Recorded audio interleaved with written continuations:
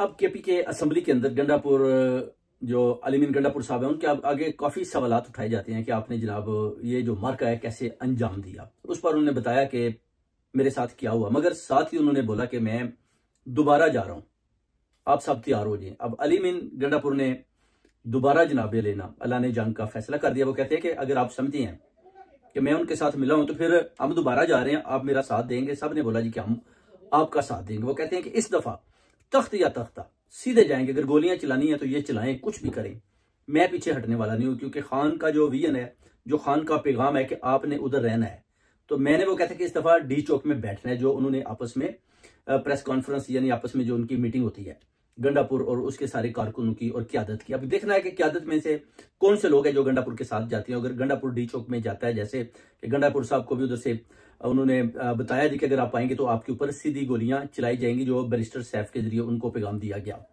अब गंडापुर साहब भी पूरी अपना तैयार हो रहे हैं। उधर इन्होंने जर्नैलों ने जितनी भी अपना इंतजामिया है जो अपना उसको कंट्रोल किया हुआ है, जितना भी सिस्टम है कि आपने जनाब कोई भी अगर कोई इकदाम उठाना है तो हमें पूछना है, गंडापुर की इजाजत बाद में, पहले हमसे पूछना है, फिर आपने वो इकदाम जो है ना उठाना है। ये भी एक किस्म का उन्होंने पूरे सिस्टम को ना यरगमाल बना लिया है। अगर गंडापुर जाना चाहता है, पुलिस को या किसी ऐसे इदारों को अपने साथ लेकर जाना चाहता है, तो उन्होंने उनको पहले ही यरगमाल बना लिया है कि वो गंडापुर के साथ डी चौक की तरफ नहीं जाएंगे। अगर ये अपना काफिला लेकर आता है तो फिर जो पैगाम हमने दिया है उस पर देखते हैं कि गंडापुर कितना साबित कदमी के साथ या जुर्रतमंदी के साथ आगे आता है। अब गंडापुर भी देख रहा है, वो उसको पता है कि बिल्कुल, वो कहता है ना कि अभी ये घबराए हुए हैं। गंडापुर कह रहा था कि घबराए हुए हैं। एक दफा वो कहता है मेरे साथ आप सब चलें, सबको वो पैगाम दे रहा है। आजम स्वाति, अली मोहम्मद और जितने भी ये क्यादत के लोग हैं, असद कैसर, सबको वो कहता है आओ, चौधरी परवेज, सब आओ मिलकर, वो कहता है और डी चौक की तरफ बढ़ते हैं और इनका मुकाबला करते हैं। और जीत आपकी और खान की है। खान की जीत, वो कहता है हमारी जीत, खान की जीत है। अगर आप इस तरह डर कर बिलों के अंदर, वो कहता है घुसकर बैठे रहोगे और बंद कमरों के अंदर से पैगाम दोगे कि जनाब हम इमरान खान के साथ खड़े हैं, अगर आप पंजाब के सदर हैं तो फिर पंजाब की आवाम को बाहर निकालें, साथ लेकर जाएं, डी चौक की तरफ जाएं, गंडापुर का साथ दें। अगर आप बंद कमरों में, वो कहता है पैगाम देंगे, तो फिर इस तरह किसी सूरत में ना तो हालात चेंज होंगे और ना ही आप खान को छुड़वाने में कामयाब दिखाई देते हैं। वो कहता है कि मैं अकेला देख लें, लड़ने के लिए तैयार हूं और मेरा साथ दें। और उसने बार बार बोला कि आप मेरा साथ दोगे। सब ने हाथ उठाया कि हम आपका साथ देंगे, हम आपके साथ हैं, आप आगे बढ़े।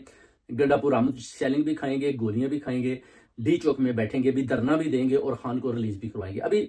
अब देखेंगे, अब देखते हैं कि खान साहब की जो नेक्स्ट लाया अमल है या स्ट्रेटजी वो क्या है। क्या वो पूरे पाकिस्तान की कॉल देते हैं या क्या करते हैं। पहले 3 शहरों की उन्होंने जो अपना दिया था एहतजाज की कॉल, मगर हालात कुछ इस तेजी से चेंज हुए कि उसके बाद उनको अपनी स्ट्रेटजी चेंज करनी पड़ी। अब देखिए कि खान साहब जो अगला उनका लाया अमल है वो क्या है, वो क्या पैगाम देते हैं। क्योंकि आपको पता है कि अभी उनकी जो मुलाकात है ना, वो भी कोई आदमी नहीं कर सकता। जितने भी वो उनके वकला बरादरान है, जिसमें अपना जफर है और उसके बाद पंजोथा साहब हैं, किसी को मिलने की इजाजत नहीं है, ना ही क्यादत में से कोई आदमी मिल सकता है। क्योंकि बार बार आ रहा है, कोई कह रहे थे जो इनसाइड इन्फॉर्मेशन है कि खान साहब के ऊपर तशद्दुद भी किया गया। खान साहब ने बोला जी कि आप चाहे मुझे जान से भी मार दें, सवाल ही नहीं पैदा होता कि मैं आपके साथ किसी किस्म की निगोशिएशन कर लूं। आप मेरा मैंडेट वापस करें, अवाम मेरे साथ है और मैं अवाम के साथ हूं। क्यादत पे आप जितना भी जुल्म करना है कर लें, जिन्होंने जाना है वो चले गए, जो नहीं जा रहे वो कभी भी नहीं जाएंगे, वो बार बार मेरा साथ देंगे। और ये अभी इस तरह का सिस्टम चल रहा है जिसमें नवाज शरीफ, मरियम नवाज और शहबाज शरीफ घबराए हुए हैं। जनरल आसिम मुनीर को बार बार कॉलिंग करते हैं। जनरल आसिम मुनीर भी देख रहा है कि हुकूमत इनके हाथों से निकल चुकी है। उधर बिलावल भुट्टो और आसिफ अली जरदारी भी मिलकर गेम डाल रहे हैं कि किसी तरीके से भी जनरल साहब जनाब शहबाज शरीफ को फारग करें और प्राइम मिनिस्टर बिलावल भुट्टो को हाफ टर्म दें। मगर हाफ टर्म वो कहते हैं कैसे दें, क्योंकि जो मौजूदा हालात हैं, जो मुश्किल है, जो पाकिस्तान में बढ़ती हुई जो गुर्बत है, गुर्बत की लकीर से नीचे जो अवाम अपनी जिंदगी बसर कर रहे हैं, उनकी जो चीखें हैं, वो कहते हैं कि इनको कैसे बंद करें। आप लोग कहते हैं कि हमें प्राइम मिनिस्टर बना दें, पैसा है नहीं, मुश्किल का बुरा हाल है और हर तरफ एक जंग का समा है। उधर फलस्तीन का मामला है, उधर ईरान का मामला है, उधर कश्मीर का मामला है, उधर अफगानिस्तान का मामला है, उधर पीटीआई का मामला है। उधर आप देखें ऑल पार्टीज कॉन्फ्रेंस में भी आप देख लें, बार बार उन्होंने जैसे कि पीटीआई को डीलिस्ट किया हुआ है।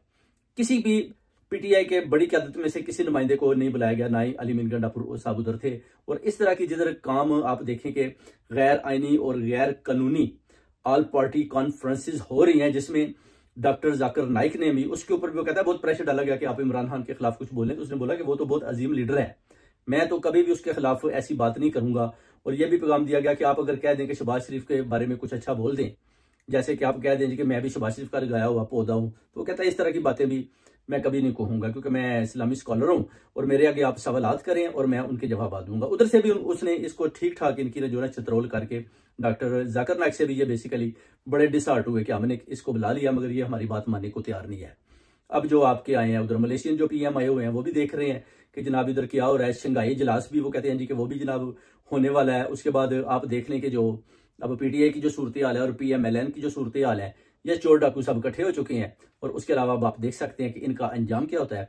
अब ये चीजें जो है ना, अब 25 तारीख को जब काजी जाता है तो उसके बाद जो है ना सारी चीजें बड़ी तेजी के साथ आगे बढ़ेगी। और ये हुकूमत भी नजर आता है कि अगर काजी को एक्सटेंशन देने में नाकाम हुए तो ये हुकूमत अपना जो दिसंबर में इस हुकूमत का भी जो है ना वो अपना दड़न तख्ता हो गया होगा और मरियम नवाज और नवाज शरीफ और शहबाज शरीफ उधर से भागने की तैयारियां कर रहे होंगे और इंशाल्लाह खान साहब बाहर निकल आए होंगे।